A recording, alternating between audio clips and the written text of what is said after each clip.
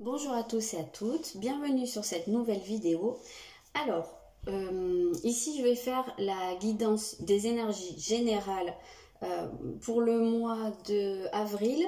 Alors, comme j'aurai pas le temps de faire une vidéo pour chaque signe, j'ai décidé de faire par élément. Donc j'ai déjà fait les signes de feu. Ici je vais faire les signes de terre qui sont donc Taureau, Vierge et Capricorne. Et je ferai les autres par la suite. Mais je vais faire ici pour la première quinzaine d'avril, et donc je referai la même chose pour chaque élément à la moitié du mois. Pour ce qui est sentimental, il n'y en aura pas ici, il y a peut-être des choses qui ressortiront, mais j'ai déjà fait les vidéos pour chaque signe là pour le mois d'avril, donc elles ont déjà été faites. Si vous voulez aller voir, je vais vous mettre les liens dans la barre d'infos pour chaque signe. Et ce que je ferai à la fin, c'est que j'ai sorti déjà une carte pour chacun des signes, donc pour les taureaux, les vierges et les capricornes, qui nous donnera un domaine qui sera peut-être le plus impacté par ce qu'on va voir dans le tirage, ou bien voilà, un domaine qui sera peut-être mis en avant au cours du mois. Voilà comment je vais procéder. Donc ici, pardon, on va commencer par l'énergie principale, donc pour les signes de terre. La première quinzaine, ah ben c'est rigolo, vous avez la croix cosmique. Alors hier j'ai fait les signes de feu et c'était exactement la même carte au même endroit. Donc ici on est plutôt sur une énergie générale d'agitation, de perturbation. On a cette sensation que vous pouvez vous sentir bousculé à l'heure actuelle par, alors peut-être par les événements ou par des choses intérieures. Je ne sais pas ce qui peut se passer dans votre vie, ce ne sera pas la même chose pour tout le monde, mais on sent qu'il peut y avoir, alors peut-être pour certains de la colère, ou peut-être envie de faire bouger des choses également. Si vous êtes un petit peu en stagnation, on peut avoir cette sensation que vous avez peut-être envie de secouer un peu des choses, ou un domaine de votre vie où vous secouez vous pour faire remonter des choses. On sent que vous pouvez être vraiment perturbé, peut-être avoir plein d'idées qui tournent dans la tête, être tiraillé entre plusieurs directions, vous posez beaucoup de questions. Voilà, on sent que ça bouillonne pas mal ici. Il y a peut-être des énergies conflictuelles pour certains. Alors effectivement, si vous êtes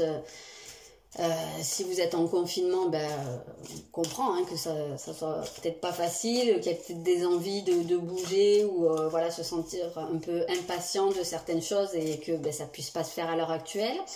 Ou bien, même si vous travaillez, en tout cas, on sent que c'est des énergies très perturbantes ici. C'est assez drôle que ça revienne pour les deux tirages qui ont été faits jusqu'à maintenant. Ok, on a un angle nouveau, donc il semblerait que ce soit des énergies en tout cas qui... Ça peut vous perturber parce que peut-être que ça vous pousse à regarder les choses différemment. En tout cas, on sent que c'est dans ce sens-là que ça travaille pour vous. Peut-être qu'il y a Alors normalement ça c'est la carte du pendu dans le tarot de Marseille, qui est une carte qui est quand même très très spirituelle, qui pousse à l'introspection, à l'analyse, qui généralement fait que justement il y a un blocage quelque part, il y a ça peut être un emprisonnement, ou en tout cas quelque chose qui vous met dans l'incapacité de bouger, mais justement c'est pour favoriser un retour sur soi, une prise de recul. Et d'ailleurs, tout comme la figure du pendu dans le tarot de Marseille, ici on voit un personnage, ici un ange, qui est pendu, enfin qui est à la tête en bas. Ici on ne le voit pas pendu, mais bon, dans le tarot il est retenu par les pieds. Mais dans tous les cas de figure, ce qu'on retrouve ici, c'est cette idée d'avoir à regarder les choses sous un autre angle, de regarder les choses différemment, donc de se retourner. On vous invite peut-être ici à changer de point de vue, à regarder les choses différemment pour pouvoir essayer de comprendre. Mais on sent que c'est quelque chose qui peut vous agiter, vous perturber, apporter pas mal de nervosité ici. Donc on sent qu'il y a une invitation quand même à se centrer, à s'aligner et à essayer de trouver le calme à l'intérieur de soi pour pouvoir analyser les choses.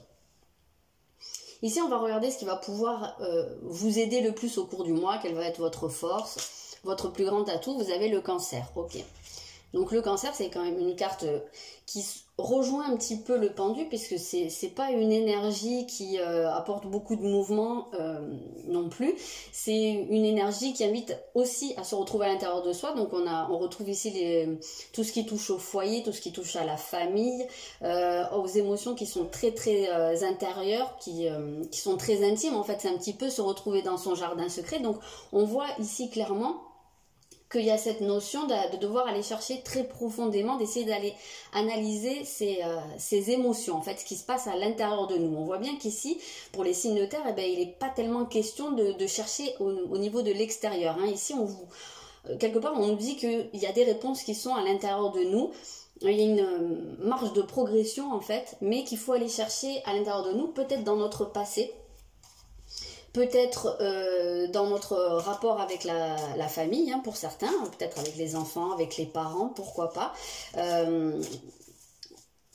Peut-être, oui, à aller analyser aussi des blessures qui remontent à loin.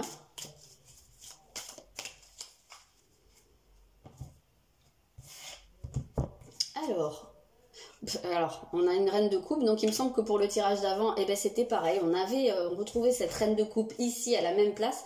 C'est dingue, moi ça me fait halluciner. Comme il y a des cartes qui reviennent tout le temps au même endroit pour un peu tout le monde. Donc on sent bien qu'à l'heure actuelle, il y a quand même des grosses énergies très fortes au niveau général, hein, qui fonctionnent pour tout le monde. Bien entendu, ça se répercute pas forcément de la même manière pour tout le monde, mais elles sont là, elles travaillent. Donc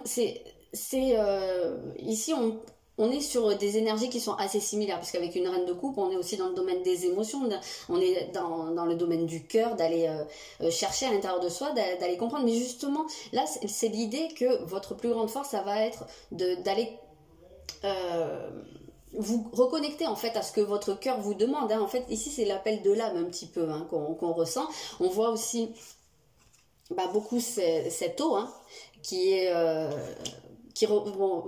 symboliquement, l'eau de manière générale va représenter les émotions, va représenter l'inconscient, et ça représente aussi le liquide amniotique, celui dans lequel l'enfant baigne, et ce qui fait la transmission avec la mère. Hein, et ici on a bien cette figure de la mère, donc on retrouve vraiment ça. On a la lune ici, hein, qu'on retrouve sur cette partie de la carte. Je ne sais pas si on voit très très bien. Donc on pourrait avoir pour certains, peut-être, alors il y a peut-être des personnes parmi vous qui sont mamans, hein, et qui, peut-être que ce qui va être le plus aidant pour vous au cours de cette première quinzaine, ça va être peut-être de vous plonger beaucoup dans votre rôle de mère, si vous avez des enfants, mais même si vous n'avez pas d'enfants, c'est votre côté maternel. Donc ça peut être avec votre conjoint, avec vos proches, mais ça peut être avant tout par rapport à vous, le côté de vous materner. Peut-être qu'ici, il y a ça à mettre en avant. Si vous ressentez une certaine agitation intérieure, peut-être qu'on vous invite à vous poser et à vous materner, à prendre soin de vous, à vous mettre un peu dans votre cocon. C'est vraiment comme ça que je ressens ça. En tout cas, c'est d'aller chercher ce que cette période a à vous dire en termes de soins de vous, hein. Donc ça pourrait être aussi peut-être pour certains d'aller essayer de comprendre le lien à votre mère plus particulièrement, ou à la personne qui a fait figure de référent maternel. Il y a peut-être des choses à comprendre, il y a peut-être des prises de conscience qui vont se faire, voilà. Il y a peut-être des personnes qui essayent aussi d'avoir des enfants, de devenir maman. Peut-être qu'il y a quelque chose qui se fait aussi à ce niveau-là. Donc ici, on va aller voir ce qui travaille forcément au cours du mois. Vous avez le jugement, ok. Et vous avez les croyances limitantes. Donc il se peut très bien qu'il y en ait parmi vous qui ait peut-être souffert pendant toute une période de leur vie donc de croyances limitantes ou de schémas. En tout cas, on retrouve cette idée d'emprisonnement, de se sentir lié, qu'on avait déjà avec le pendu, donc de se sentir limité par une peur du jugement. Donc peut-être qu'ici, avec cette figure de la mère, il y en a peut-être parmi vous qui ont souffert ou qui ont des blessures parce qu'ils se sont sentis jugés, ou qu'ils ont peur de ce que leur maman va penser d'eux, ou peut-être les gens en général. Mais il se pourrait que ça vienne d'un comportement, peut-être une tendance à la critique venant d'un de vos parents, ou beaucoup de pression qui a pu être mise par les parents, peut-être qu'ils avaient beaucoup d'attentes par rapport à vous et que bah, ça a été beaucoup sur les épaules de certains, quoi, que ça a été compliqué à gérer, que ça vous a fait vous construire sur peut-être, je sais pas, un idéal de perfection ou un idéal de réussite ou au contraire se dire bah ouais mais moi je suis pas assez bien parce que j'ai jamais senti la reconnaissance dans le regard de mes parents, même si ça vient pas forcément des parents, même si à mon sens quand même, et il doit y avoir un petit peu de ça, hein, avec ce qu'on nous sort ici, c'est pas pour rien. Ben, en tout cas, on sent qu'il y a vraiment un travail qui se fait par rapport au jugement, par rapport à la peur de l'image qu'on renvoie et de ce que les autres vont penser de nous. Alors là, je fais une petite parenthèse.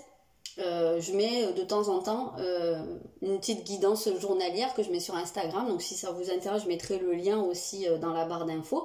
Et justement pour aujourd'hui ça nous parlait de se défaire de cette peur du jugement et de réussir à se montrer tel qu'on est. Donc j'ai l'impression qu'il y a quelque chose qui travaille pas mal à ce niveau là, de se défaire de cette peur du jugement et peut-être aussi d'arrêter de se juger soi-même. Il y a peut-être ici des gens parmi vous qui ont tendance à être assez durs avec les autres, mais à commencer par eux-mêmes. Voilà. J'ai l'impression qu'on parle pas mal de se mettre la pression ici. On va aller voir une petite carte conseil. Ah, c'est à l'envers. Ok, et on a intégré le féminin. Donc c'est assez marrant parce qu'on retrouve cette figure de la mère. On a une dame qui est enceinte ici. Donc on retrouve vraiment cette idée. Donc il y a peut-être des choses qui se sont passées aussi quand vous étiez dans le ventre de votre maman. Donc je ne sais pas si vous avez l'opportunité de poser la question à votre mère, si elle a encore de ce monde, ou si vous avez des facilités à parler avec. Eh bien ça pourrait être intéressant de la questionner sur ce qu'elle vivait au moment de sa grossesse. Voilà, comment elle vivait les choses, peut-être quelles étaient ses attentes, ses espérances par rapport à l'enfant qu'elle portait, parce qu'il se peut très bien qu'il y ait quelque chose à ce niveau-là, je sais pas, j'ai l'impression que ça revient beaucoup, je ressens beaucoup cette question-là. Mais quoi qu'il en soit, c'est aussi ici un conseil à vous interroger sur votre vision de la féminité, de la polarité féminine, qui, je le rappelle, on a tous la polarité féminine, qu'on soit homme ou femme, et on a tous la polarité masculine.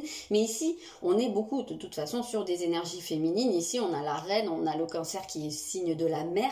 Donc, on retrouve vraiment ça. Il y a peut-être des croyances limitantes par rapport à la féminité.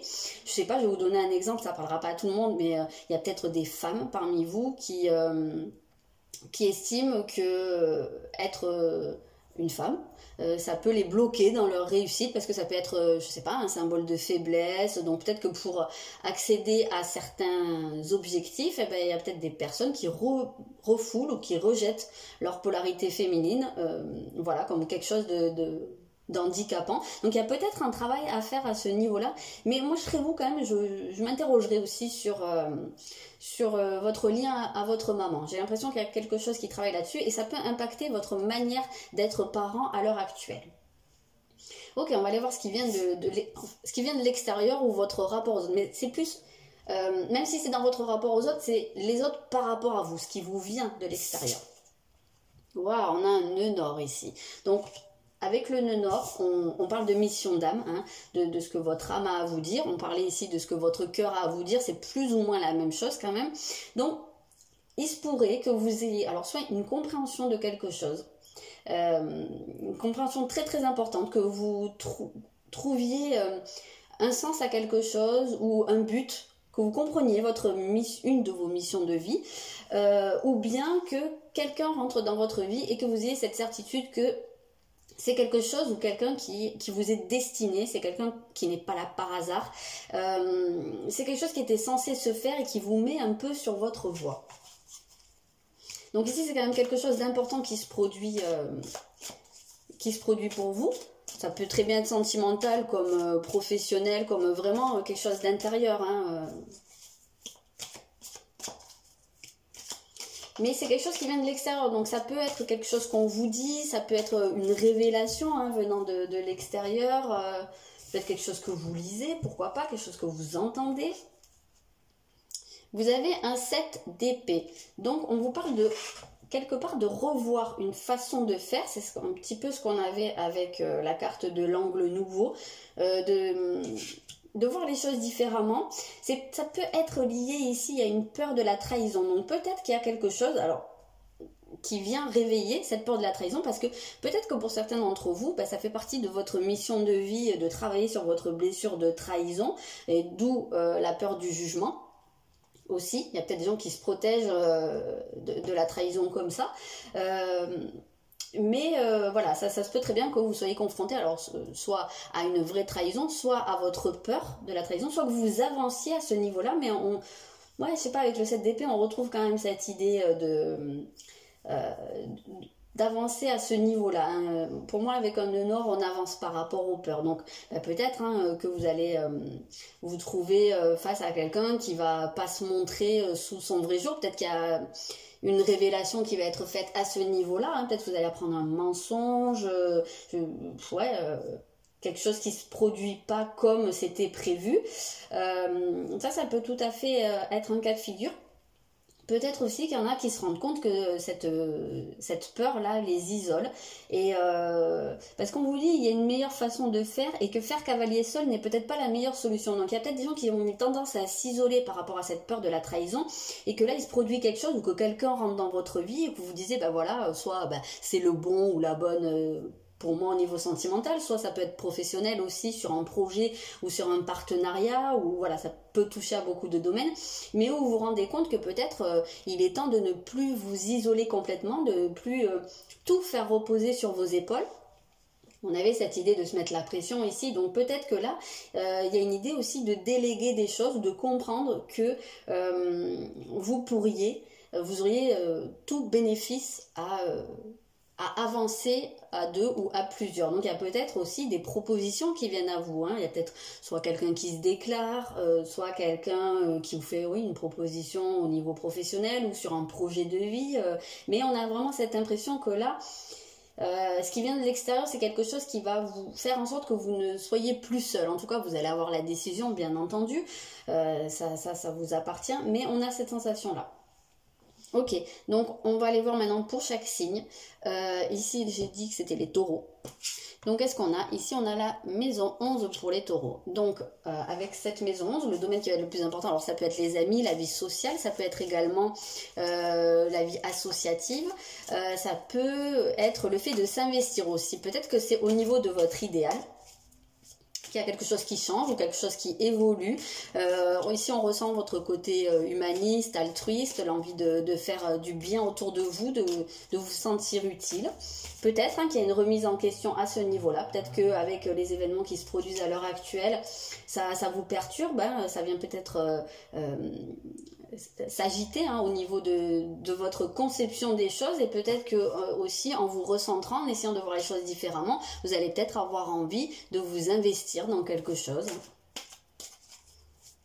Peut-être que ce qui vous vient de l'extérieur, ça pourra venir de personnes amies ou de personnes liées à une vie associative ou vie sociale, et que vous allez peut-être trouver un but à ce niveau-là. Peut-être que vous n'allez plus avoir envie de vivre que pour vous, mais envie de vous investir aussi. Ça peut être un cas de figure. On a un 6 de denier, donc on a cette sensation de cadeau ici, de quelque chose qui est providentiel, qui se produit à ce niveau-là. Donc ça se peut vraiment que quelqu'un d'extérieur, ou qu'une personne amie vous offre quelque chose. Donc ça peut être un cadeau matériel, mais ça, moi ici j'aurais presque tendance à le prendre dans le sens plus spirituel, ou plus de l'aboutissement au niveau émotionnel. Peut-être une révélation à ce niveau-là, ou peut-être quelqu'un qui se déclare, mais plus dans le côté amical des choses. Il y a peut-être, je sais pas, peut-être qu'il y a une rencontre amicale qui se fait, mais qui est vraiment quelque chose de prédestiné, qui va vous apporter énormément, qui va peut-être aussi vous permettre de faire des projets, de faire aboutir même des projets, puisqu'on avait ici le fait de ne plus faire cavalier seul, donc d'avancer avec quelqu'un. Voilà, en tout cas, ça c'est quand même des très bonnes choses pour vous, les taureaux, à ce niveau-là. On voit que vous allez pouvoir être comblés par quelque chose. Alors, on va aller voir pour les vierges maintenant. On a la maison 8. pas la même affaire quand même. Donc avec la maison 8, ici on nous parle de quelque chose qui peut prendre fin, donc on peut être face à un deuil de quelque chose, donc peut-être que effectivement pour certains ça va être le deuil de la figure de la mère, peut-être qu'il y a quelque chose qui se termine à ce niveau-là, peut-être qu'il y a des prises de conscience et que vous coupez avec certains schémas, avec certaines croyances qui ont pu être héritées de la mère ou des parents, mais en tout cas on sent que là il y a une cassure, on sent qu'il y a quelque chose que vous pouvez laisser derrière vous. Avec la maison 8 on retrouve cette figure de l'inconscient qu'on avait ici, qui fait partie de votre force principale. Donc on sent qu'il y a quand même un nettoyage ici qui se fait pour vous les vierges.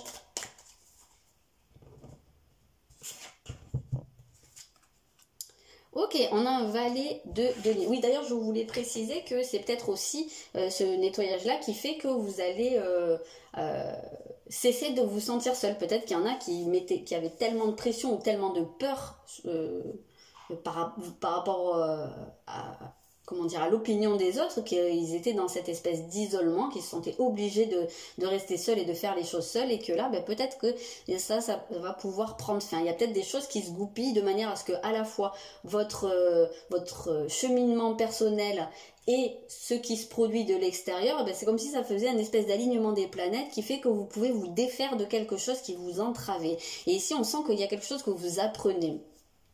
On parle d'opportunité d'apprendre, de comprendre, alors de se former, pourquoi pas, ça peut très bien être le cas pour certaines personnes qui vont peut-être profiter de la période pour éventuellement se former à quelque chose, ou bien on peut le prendre dans le sens d'apprendre, de cheminement spirituel, d'enseignement, de comprendre des choses.